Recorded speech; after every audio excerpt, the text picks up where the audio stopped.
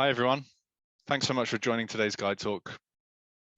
We are continuing our webinar series this month with a focus on how you can use a mobile app to support and improve your events. My name is Jack, and joining me today is my colleague Matthew and Gabe later on for the Q&A. If you have some questions during this webinar, please post them in the chats and we'll address them at the end during that Q&A that I just mentioned. Let's begin with a quick round of introductions. So, as I said, my name is Jack and I'm the Director of Sales here at Guidebook. I started in 2017, so just over 5 years ago, and have always been focused on helping our clients achieve positive results and a return on investment from using the Guidebook platform.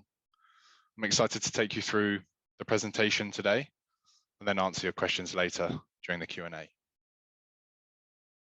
And my name is Matthew McHugh. I've been with Guidebook a little over 8 years now on the customer success team. I now lead the customer success team and work with our integrated partners. I also, in my role, have been committed to successful use of our platform, and I've seen, thousands of different implementations and a million different ways to leverage the platform. So excited to be here, excited to show you the platform and to answer any questions you might have along the way.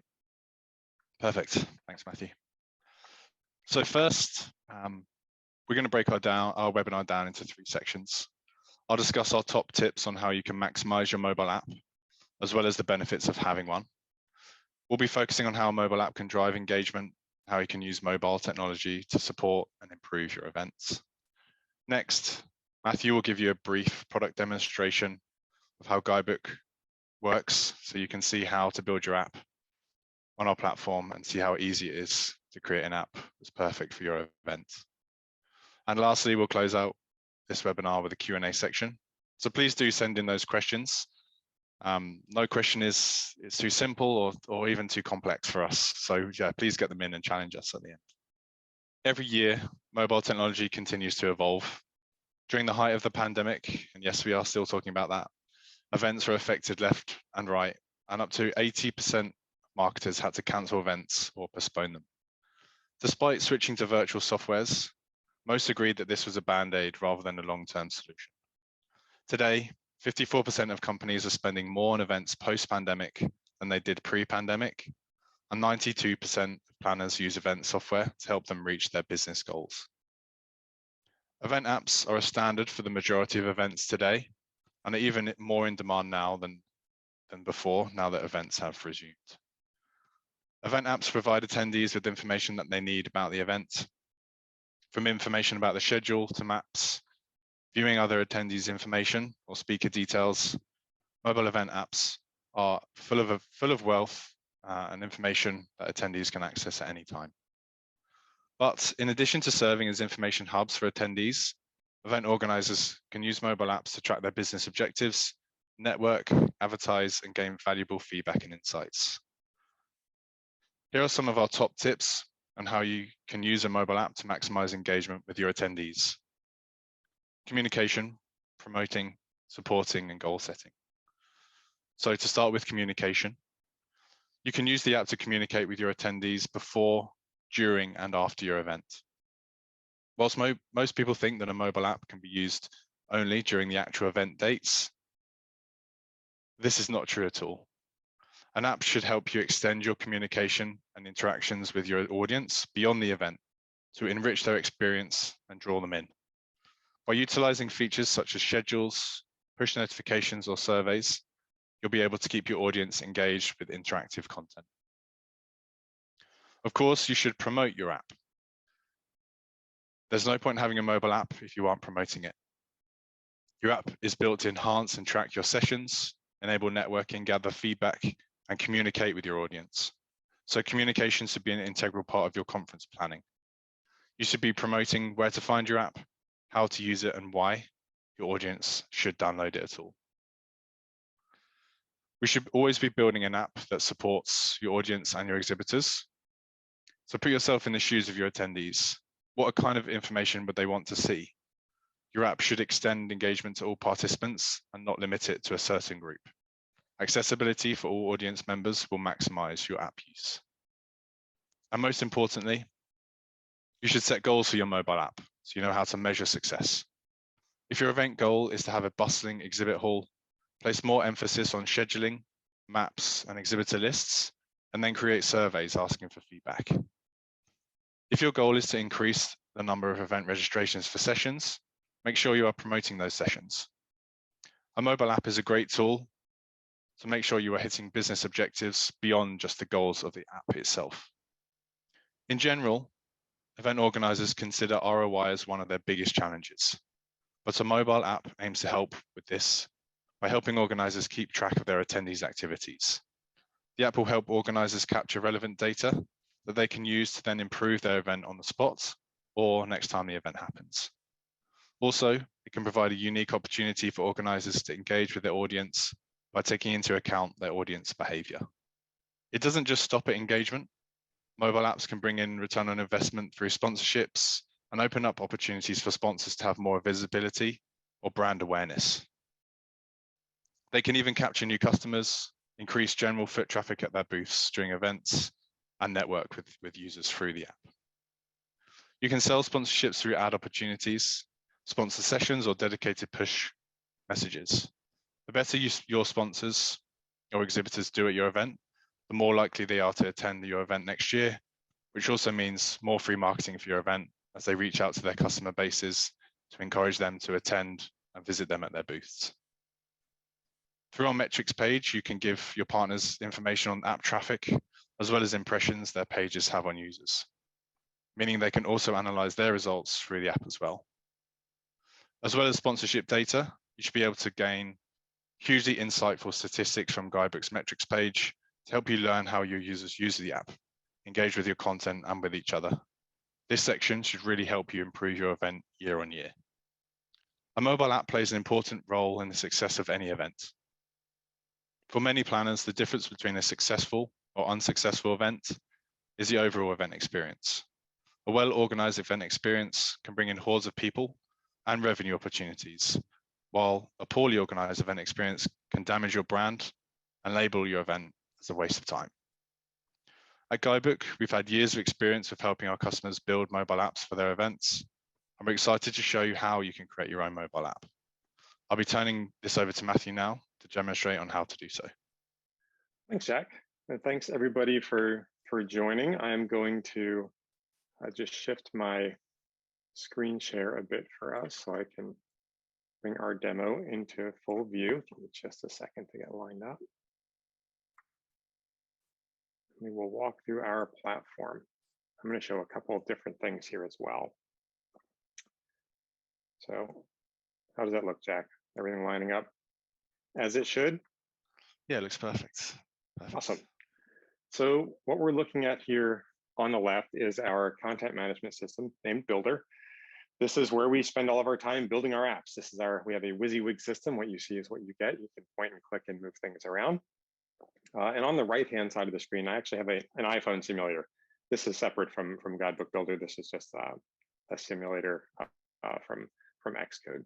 But I'm going to take some time to just walk through how we build and manage content in our mobile apps. We'll talk at some of the key value returning features, some that Jack had spoken about, and then I also want to leave some time for Q&A. So please, as we mentioned earlier, have those as you have questions, feel free to offer them in the chat. And if we didn't mention it already, we are recording this session, so this will be made available to you at a later date. Even when I was a bit trigger happy on some of those slides, going a bit back and forth, that will also be recorded and available forever. That won't be going away. But let's dive in. So out of the gates, what you see here on the left-hand side in Builder is always going to reflect what you have pretty much in real time here for your end users on the mobile app. As we more often than not typically work in the event space, one of the core features of any event is the event schedule itself. I'll take a brief moment to kind of walk through just a general schedule and some of the features around that. If you're thinking to yourself, well, my event doesn't have a schedule, it has 5, 10, or 50 separate schedules. We use schedule tracks to kind of break up, filter, and kind of display different, schedules for different, individual groups. In the case of this demo guide that I'm using today, this is our GuideTalk mobile apps for hybrid event. A hybrid event being one that we have in-person attendees and virtual attendees. You can have an in-person and a virtual schedule. There are different resources for those different groups. And I'll walk through this entire menu stack to show what everything means. But in terms of building out schedules, building out your schedule, managing your sessions, we do have a completely fully open API if you were to, wanted to integrate and kind of do all that stuff via the API, you can. Otherwise, we have template imports, but every single session in the schedule, and I'll give you both the builder view and the end user view, is going to be composed of these values here. Let that load up. And occasionally my simulator will want to take some time. Can take a look at, we'll pick on one of these sessions. We have 1.5 million sessions in our demo schedule.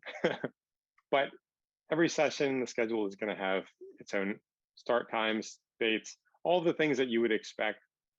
Some of the other things that we also have here that are pretty important. We support linking to other content within the specific guide. If we have sessions that have speakers, for example, those will be in there. We can link to surveys. We have robust survey functionality on our platform that's getting, we're actually rolling out some more improvements for that by the end of the year as well. We support videos as well, both on mobile, and we also have a web version. I'll touch on the web version as well, because I think that's important.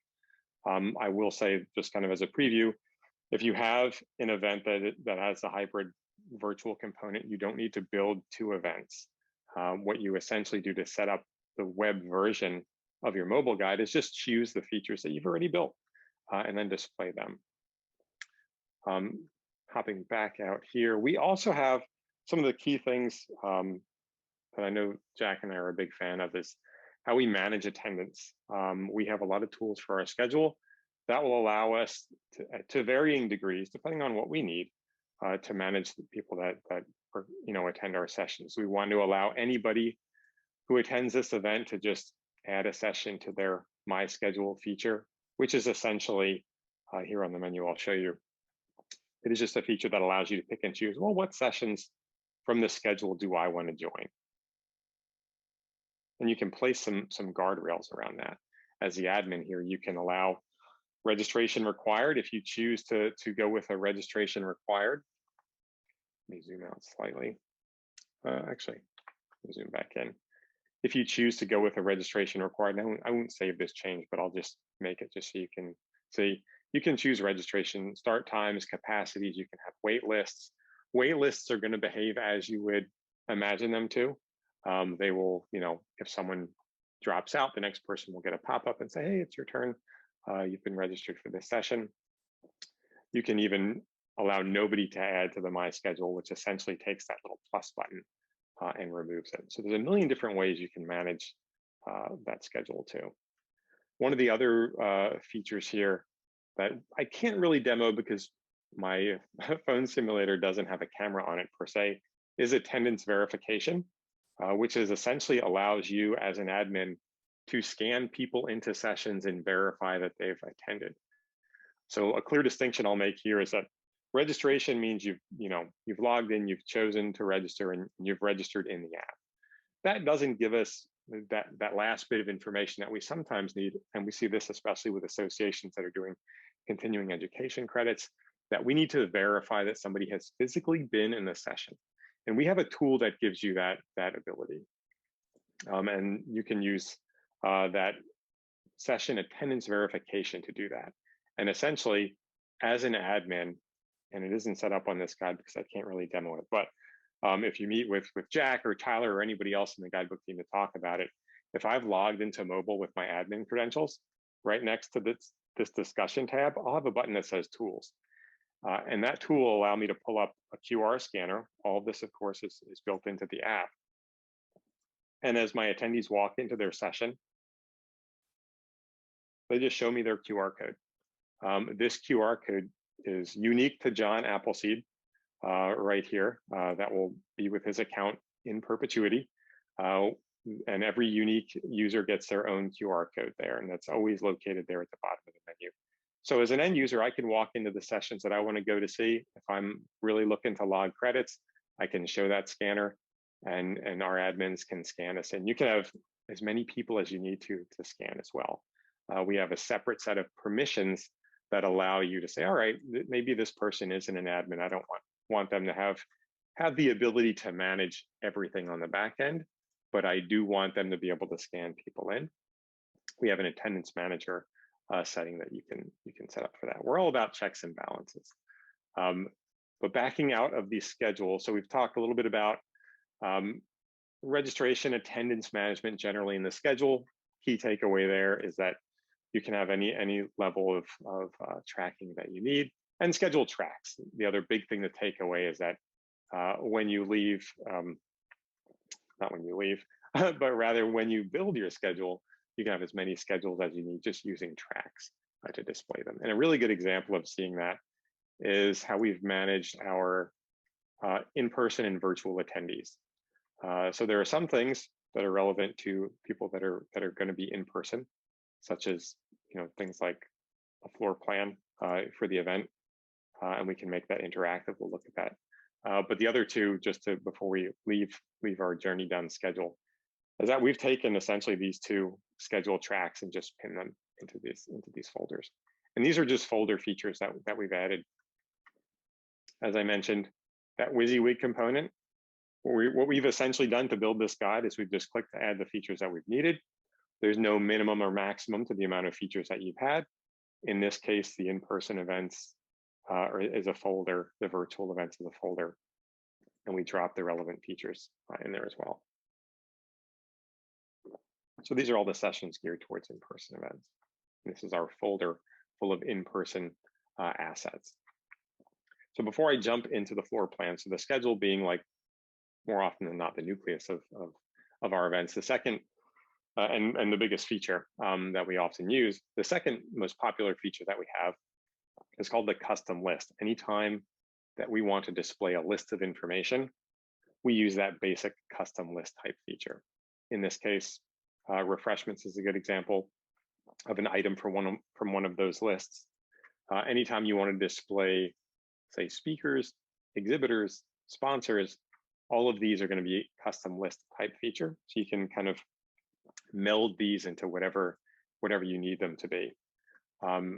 The values in a speaker, and again, speakers can be uploaded via template. You can do the work in the WYSIWYG system if you want. You can also link, everything that you put into this guide can kind of be interconnected. You can link out to your, to the sessions that Brian's going to be hosting. You can link and attach PDFs. You can also do the same for schedule sessions. If there are speaker presentations that you want to attach to the sessions as opposed to the speakers, you can do that. I won't wait for my simulator. Sometimes it decides to take a really, really long time to load things, a behavior of the simulator itself. But the custom list being the second, larger core feature, anytime you want to display that list of information. Sponsors, again, is a really good example of that. And hopefully we'll have time to kind of dig into everything around sponsors. There's a whole big ecosystem in there for ROI for your sponsors. A lot of that culminating in some of the metrics even that you can bring back to your sponsors post-event to kind of prove that ROI. There's a lot more under the hood in terms of metrics too, just proving your own ROI for the mobile app. But the same general rules apply to the sponsors since this is a custom list. So this is a pretty good segue for me to talk about those maps as well. So this is an interactive map. This works really well with exhibit halls. Amazon, we get a direct link directly to their booth in Hall A. Setting this up is really easy and a little bit of fun, I would say. What you essentially get to do, and this is in our in-person attendees, our floor plan. When we've uploaded our custom list content and our speaker content, locations are some of the fields that we get to upload. Say, oh, this is in Hall A, or this is, at this and such and such address. Once those locations are created in our system, the next thing we get to do is decide, what fun thing do we want to do with them? Do we want to tag them to a map and say, okay, Gateway 102 is located here? Or do we want to give them a Google Map location? Those are the two main things we can do with our locations. You'll notice here in the lower left-hand corner, we have the option to add regions and edit regions. A region is essentially, and I'll add one here. Notice when I press A, my mouse turns into a crosshair. This is just a clickable space. And once we create a blank region, we just need to choose, what location did we upload? Do we want to tag it with? So when someone views that session or that sponsor, they can see what, it'll point directly to that area on the map. And likewise, you can go through as an attendee and click on your maps. Even if you were to just go straight to the map feature and click around to see what's close to you, you could see all the sessions there, all the sponsors there, whatever is set up. So that's the interactive map. There's no limit to the amount of those that you can have. We have the dimensions here required. Anytime that we ask for pictures, you may recall looking at the schedule and looking at the speakers list that we have, opportunities to put images all over the place. Anytime we ask for those images, we'll put the dimensions required there as well to make that easy. We also have a really robust support site that has information on all of that. Hopping back up to the top of the menu stack, I want to talk a little bit about engagement. So engagement, one of the ways that you can engage from event organizer to attendee is by, if people are logging in and you're doing session verification, sure, you can kind of scan your users' codes and bring them into sessions. One of the other things that we can do between, peer engagement and interaction is we do have this interact feed, which if you want to allow users to post, you certainly can. The interact feed kind of runs on autopilot. It's my favorite go-to feature. It's going to show content relevant to the user at the time that they click on it. I'll get to see sessions that are coming up soon.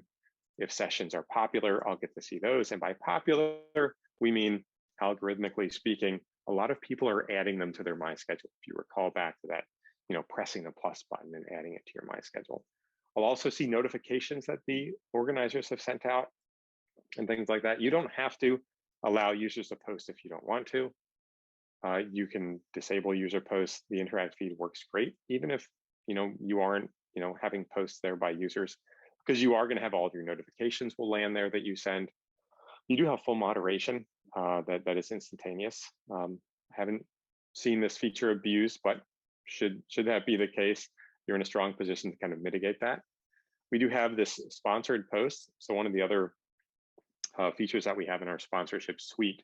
So we have that custom list of sponsors before that we just saw, which can link to the map. If they were sponsoring sessions, you could link them to their sessions.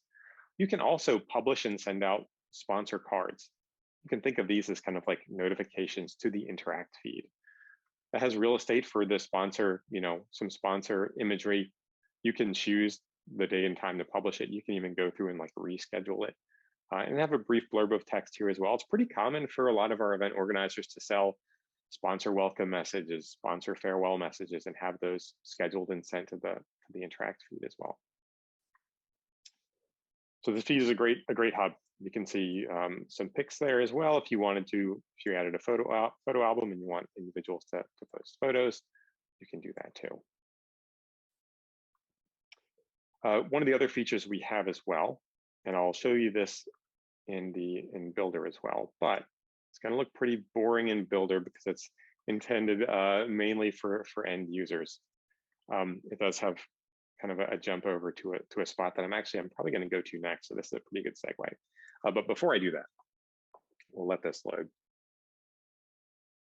And what this is going to load, this is a list of attendees that have downloaded this specific app, have consented to GDPR and sharing. And this is a self-populating list of attendees of the event. And from here, you can choose to send out connection requests.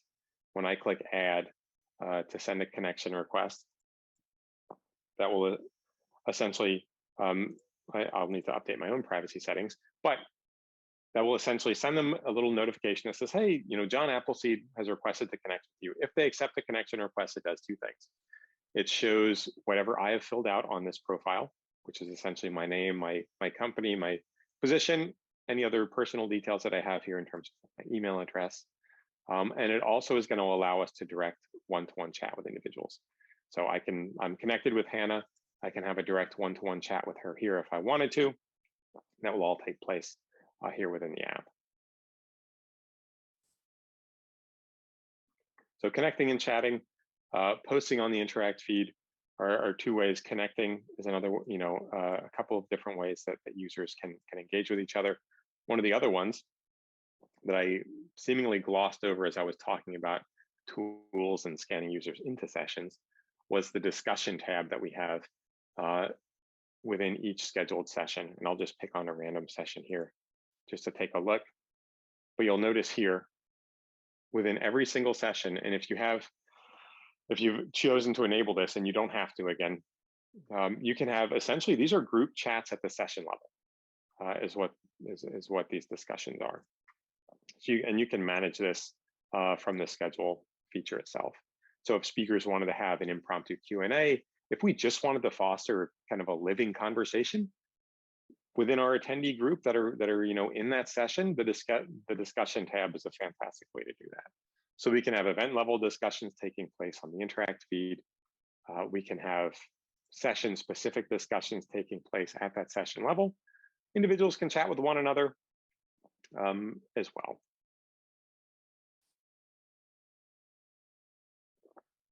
And here you have the ability to toggle your session discussion as well. One of my other pro tips, so one of the key takeaways, and I wouldn't want anybody to try to remember everything that we've covered here today, but you can have multiple schedules by using tracks, and going into the settings tab of any single feature on your menu stack is always a great idea because there are always some additional options there for you. So I was in Connect and Chat, and if you noticed, it said we could manage our user interests. So I'm gonna click on that and hop over into and this has jumped us into our audience management area of the dashboard. And Jack, keep me honest on time here as well. So if left alone, I will go for hours. So audience management gives us plenty of tools. The first one that I'll chat about here is just general user interest. You as the admin can create a set of user interests that are relevant to your audience and to your event. And when users first log in and download the app, they'll actually get a prompt. I don't have it here on my screen, but you'll get a prompt that will essentially say, hey, choose the interests that apply to you. And once they do that on the interact feed, they'll actually get recommended connections for other attendees based off of their user interests. So this is a way to kind of build in and connect people that have relevant interests to just kind of, make it more efficient for people to talk to people that they really may want to get to know during the event. So you can manage and create user interests here as well. I'm going to back out a little bit, and we're going to look at a few of these different tabs. You'll notice there's going to be some overlay from what I spoke about earlier in the schedule, especially with these three here. But at a high level, this users area, this is a list of everybody that's downloaded and logged in to the app. And in this list, we have the opportunity to add and assign individuals to groups if we wanted to manage them. We could sort them by status.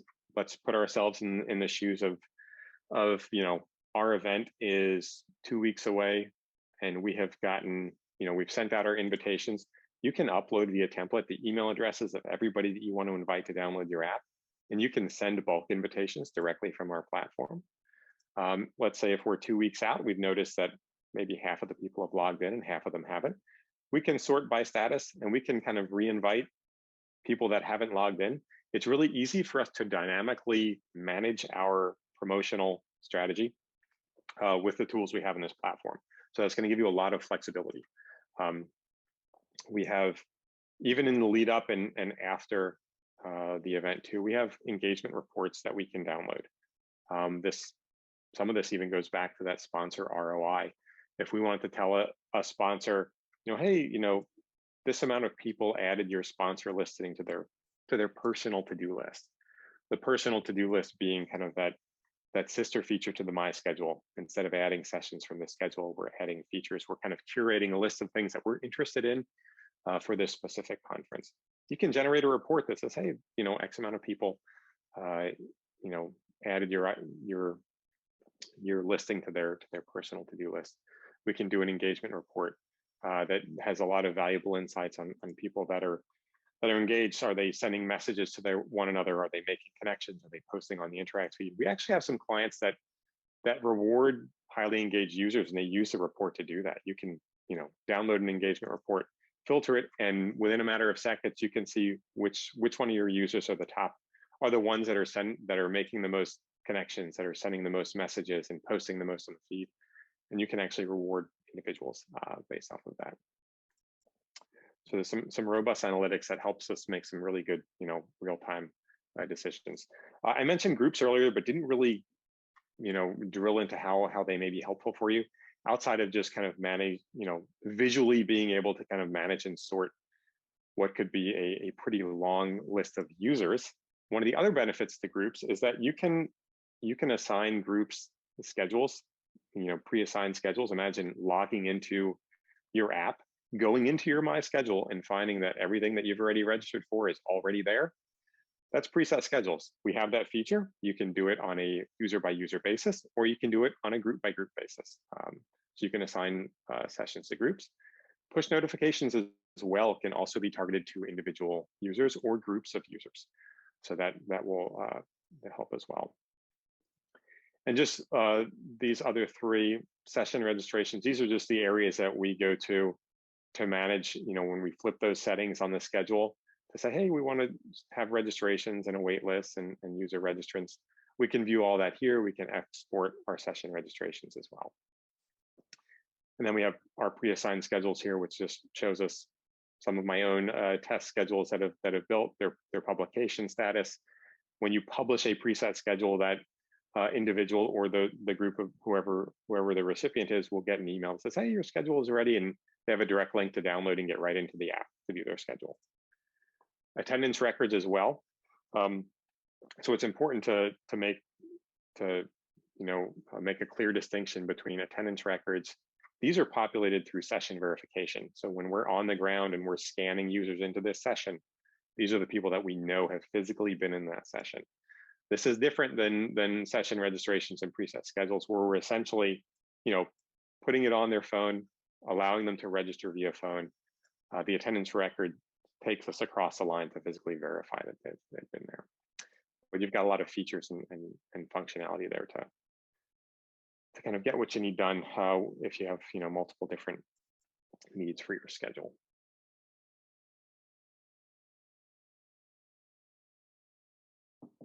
I want to take a moment to kind of hop back. And I just want to look at metrics. We'll look at metrics and notifications, and then I think I'll probably be at time at that point. If I have an extra moment, we'll take a glance into the web version. But metrics, there are 3 kind of main areas for our metrics. The big thing to know about metrics is that you always want to just define the date range that you want to look at. That may change based off of what you're looking at and what you're trying to find. But we have all of the metrics that we would expect in terms of how many times has my app been downloaded, how often, or what are people clicking on. We split our metrics up into trends, insights, engagement, and of course the web. So you have a lot of different, you can see top viewed items, top scheduled events. You can export all of this information as well. It is really, you can even download like image versions of the charts. Give this a second to catch up. And if you're thinking 2 steps ahead on the sponsorship level, you can build out, and download, versions of these that show how many times was Amazon viewed as one of your sponsors, how many times was it added to a to-do list. Same goes for the sessions that Amazon sponsored. On the engagement front, we can also view, active session discussions, if that sponsor had a really, engaged session discussion. I didn't even mention it so far, but we also have, if you've noticed here on the bottom, beneath John Appleseed's profile, we have rotating banner ads that we can add. We track impressions, we track clicks as well. So you can end up with a really robust sponsorship package. But going back to insights, you can view pretty much anything you want. My main takeaway for metrics, if you only remember one thing, and this really goes back to the core of getting value out of what you spend money on mobile. You want to know that you've done it good. I like to look at I like to say if I only had like a minute to look at metrics and figure out if my app was worth it or not, I'll look at downloads, sessions, and durations. How many times was it downloaded? A session refers to every time that the app was opened. So, how many times was it downloaded versus how many times did the people that downloaded it open it? And then when they opened it, on average, how long did they spend in it? So this is a small, this may, for this demo guide, this may just be me, Jack, and Tyler, and one other person doing all this demoing, but this is a really good example. So there's four downloads. We've opened it 264 times and spent on average over a minute within the app, which is fantastic. Our industry average is like 30 seconds is good. 30 seconds, we use ourselves as examples and say, hey, on average, when we pick up our phone to open our mail app or our Facebook app, we can scroll, find what we want, and be done with it, in a couple of seconds. If we see anything 30 seconds above, it shows that our attendees are getting value out of the content. They're navigating, they're engaging with the features and using it. And they're coming back to it repeatedly. So this is great. You only had to look at 3 things. But you should absolutely look at more because there's a lot under the hood. I do want to go back, and I'm going to click on this button here just to kind of go back to our core dashboard. And I do want to take one brief glimpse just to show you the web version. This is a hybrid demo example. I want to show you that hybrid version. So this is a main dashboard just to kind of reorient ourselves. We were just in audience management and metrics. We have a kind of shortcut over here to our Guidebook webpage. This guide building portion, this is where you'll spend like 80% of your time. This is where we start the demo. But I'm going to go back. I'm going to touch on the web page, and then I will hold there, and we can kind of begin to kind of dive into some questions. So I'm going to go into editing our Guidebook web page. And as I mentioned earlier, one of the great things about our platform, you can do virtual, hybrid, in person. You don't have to build multiple events, multiple apps or instances for that. Setting up our Guidebook web page, we essentially have a list of features that you just click on and choose what you want to display from the guide dashboard, essentially that dashboard in Builder that shows this. Whatever you've already built into the app, you're just going to choose to display it on the web. So here I can choose showrooms, for example, hasn't been added yet. What that web looks like is this. So this is a web version of this GuideTalk app. You can see that we have Connect and Chat, we have the event schedule, and we have speaker sponsors, some of those features that we've added directly from the guide itself. You don't have to have everything. And our web does not have 100% parity. We are adding more features to it with a goal of getting to 1-to-1 parity at some point in the future. But all the core content, some of the engagement features, like there's not an interact feed on the web, but you do have Connect and Chat. You are able to connect with users. And you do have the event schedule, all of the core custom list data, as well as our surveys. We didn't even get a chance to go into surveys yet today, but there is a robust amount of information around our surveys as well. We have a lot of functionality. And as I mentioned earlier, too, more coming this year as well. So I think, Jack, does it make sense to pause right now? I want to dive into some questions. Yeah, perfect. We've got plenty of questions to get through, so let's go for it. Awesome. Thank you, Matthew, for that detailed demo. Just a quick introduction about myself. I'm Gabe. I'm part of the marketing team, and I'll be relaying the questions you entered into the chat to Jack and Matthew so we can give you the best answer possible. So let's just jump right in. Jack, the first one is for you, and this is from Penny, and Penny is interested in the cost. Yeah, perfect. We would go through cost on a demo. So what we can do is you can email sales@guidebook.com. We'll then go through a demo and a personal quote. So yeah, feel free to reach out to us. Our pricing is indicated on our pricing page. But then if you want a detailed quote on branding and the different options that we have there, you're best to reach out to sales@guidebook.com. Thanks, Penny. Awesome. Matthew, next question's for you, and this is from Sharon. And Sharon is interested in seeing how hybrid events look like in the app and how can a live stream be integrated? Yeah, certainly. So hybrid events, what you see, and we can still see my screen, right? Yes. Yep. Cool. Yep. So what we're looking at here on both ends is going to look the same. Like this is if I was hybrid and happened to join by my phone, the app would look like this. If I was hybrid and hopefully would be joining from my laptop desktop, this would be the view that I get here. We do have full integration with Zoom. So if every single session can have a Zoom, we have Vimeo, YouTube, and Twitch integrations as well. We support like the webinar style Zooms as well. So if your session, like if all of your sessions had a Zoom component, every single one of those sessions in the CMS can be set up to have that Zoom for our individuals that are joining remote. They can join directly from this page. It won't open up the Zoom app separately. They can join all within this instance, which is right there. Awesome. Next question for you, Jack. This is from Lauren, and Lauren is interested in ticketing RSVP solutions for events. Perfect. Yes, as Matthew's on now, we have a web view feature that allows you to incorporate ticketing into your guide, and a few out-of-the-box integrations that will pull attendees.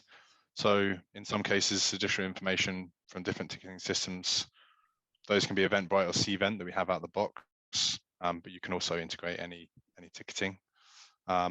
Depending on if you mean generally for your event or for a session in particular, they can work in different ways. So yeah, lots of different options for RSVPing, ticketing, etc. Nice. Matthew, next one's for you. This is from Jenny. And Jenny says, is there a way to track attendance in and out, not just in? We need to know how long people were in the session. Can we scan them out when they leave the session? Great question. So you can, if you would scan somebody into the session, we can do that. If they were walking out, you could remove them from that list, essentially like unscan them. But it doesn't, you would have to rescan them when they come back, and there isn't essentially like a record of that in, out, in. I can actually double check that and kind of pull a report just to make sure, but I don't think that it's built to kind of yet to show kind of that logs for like when it was scanned in, when it was scanned out, and when it was scanned back in again. But functionally, if the end goal is to ensure that somebody came back after they left, and then you can absolutely like scan them in, remove them when they leave, and just rescan them back in. Awesome. Jack, this one's for you. This is from Molly. And Molly says, what is the difference between your connect and chat and interact menu items? Yeah, good question. So connect and chat is a feature that will allow users to see who else is attending and who's made themselves visible. Then you can send them one-to-one messaging, networking. You can book a meeting with them once you've become friends. Interact is a curated feed that users can use for discussions, posting photos, likes, and comments. So Interact is very much like a social feed like Twitter or Facebook, and Connect and Chat is more of your one-to-one messaging and becoming friends with people. And it is worth noting, just so you know, all of these features can be renamed to be whatever you want to call them. We don't dictate what you call the features. So if you want to change them, you could change Interact to social feed or forum, for example. So yeah, you're completely flexible with those things. Cool. Matthew, this is from Ismail, and Ismail says, are attendees also considered a custom list?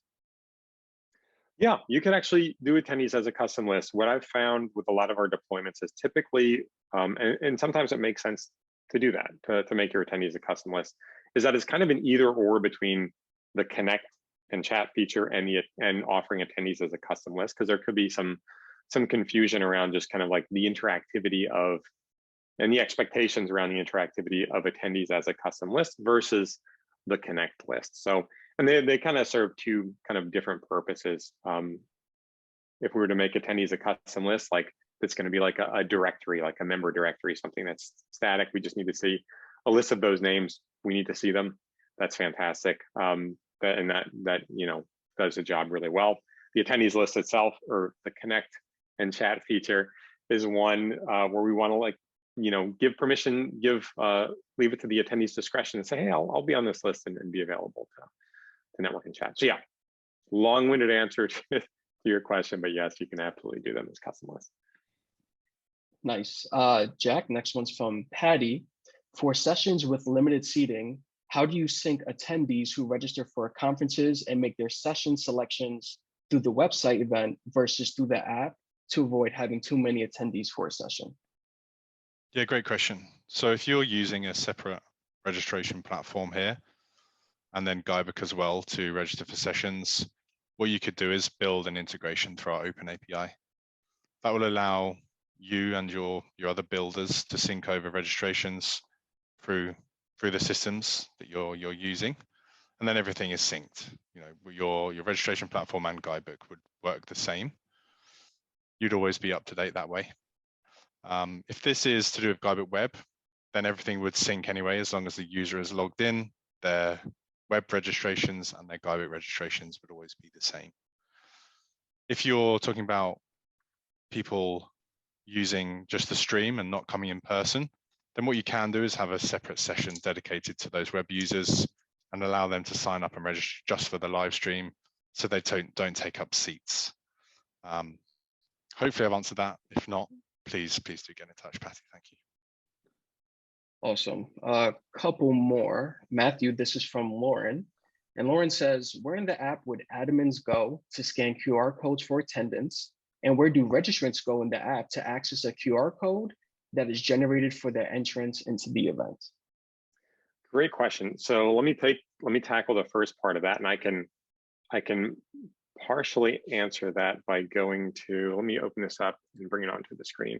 There's a support article that we have on attendance verification that shows you as the admin scanning a code. And that'll be the best way for me to display what that looks like here on a screen share. Not being able to do it in person. Give me just a second to pull that up, and we'll kind of illuminate that first bit as that is loading. So the first part is, what does it look like to scan?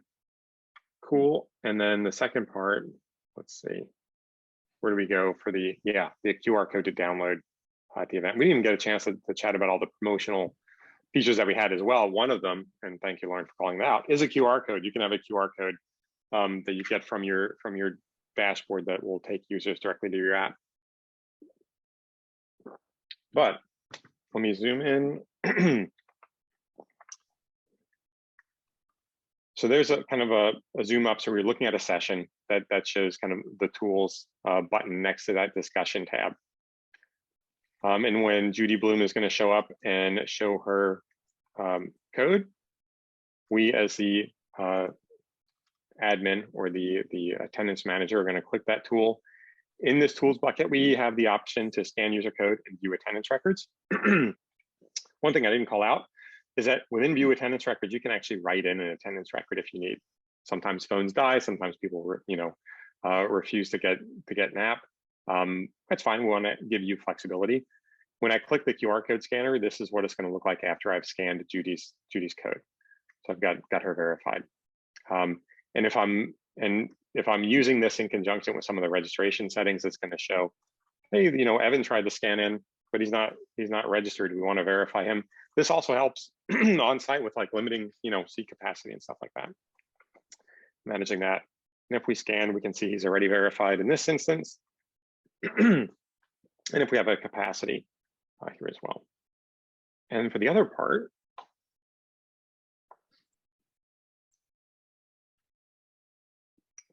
let me go back. Essentially what you would do as the organizer, let this load. In our promote page, you have the option to download a QR code, and you would just print that out and either have it visible and scannable right here. Cool. Awesome. Jack, this is from Johnny, and Johnny says, where could we find the summary of the new functions? Yeah, great question. We have a support article. So you can go to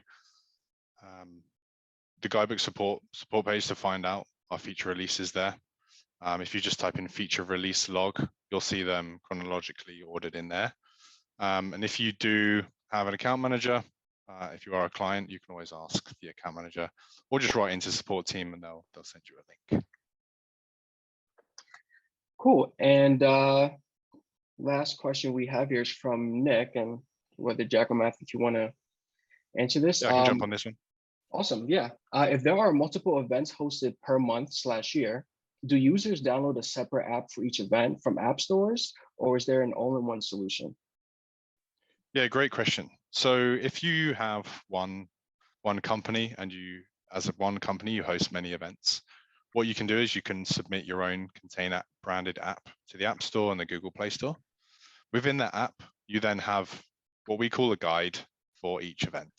So say you have 10 events in 12 months, you then have 10 guides within your container app. If one user comes to all 10 of those events, they would use the same app on their device. They would then just download each guide for each event each time they come to one. They can all be going on at the same time. You can have different users with different permissions. You can hide different guides for different users. So there's complete flexibility there. There's no restrictions if you're running events at the same time, and everything is all under one umbrella, nice and easy. Awesome. Well, thank you again, everyone, for joining this Guide Talk, and thank you to our presenters, Jack and Matthew. The recording and slides will be shared after today's event. And if we didn't get a chance to get to your questions, definitely keep an eye out for the follow-up email with resources. And if you have any more questions or want to learn more about the product, please feel free to submit a demo request on our website or reach out to your account manager. And thank you guys for joining us again. And have a great day, everybody. Thanks, everyone. Thanks, everybody. Cheers. Thanks.